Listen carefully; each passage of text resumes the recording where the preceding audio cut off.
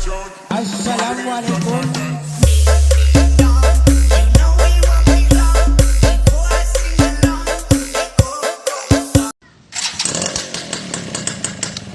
Yan, ito na siya ngayon mga kamekaniko.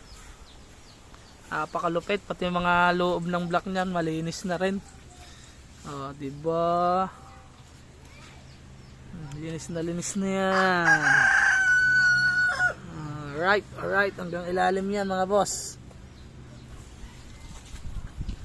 Oh, napakaganda. Napakalupit. Hanggang ilalim. Yan.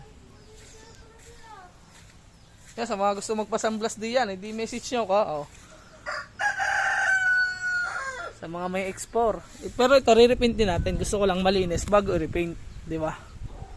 Kakalasin lang natin to, tapos i-overall din kasi to para mapatahimik natin yung makina nya hanggang plastic. Oh. Alright, napakaganda.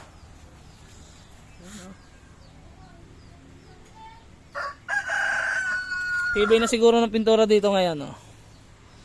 Linis na siya. Sandblast, wet blasting. Gamit lang natin ay pressure water. Kaya ganito kalabas. Ito tuyo na to, ayan. Oh. Kaya medyo may itim, basa. Oh, ito tuyo, ito basa, ito tuyo, ayan. Oh. Napakalabang maglinis ngayon ng block. Ganda nga siguro ng ganda na nitong pinturahan ngayon. Oh. Diba?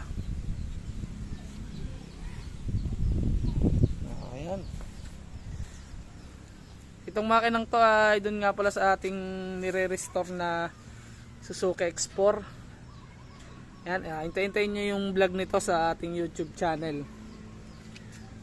May tinatapos tayong ulit na Suzuki X4. Babalik natin sa dating ganda.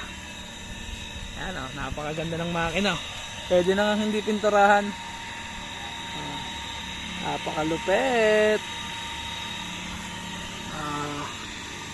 Yan, made in Japan. Ayan, ganito siya kaganda pag natuyo. Ipinturahan natin ito ng silver. Tapos pakikislapin pa natin to, hindi to ganito. Mas makislap pa dyan. Naman hindi natin siya pinakislap. Ang kalalabasan naman niya, mabilis siya mag-aasin. Mag-aasin-asin siya. Eh pagka nilinis natin, hindi na mag-aasin-asin. Yan, abangan nyo lang yung vlog nito mga kamekaniko.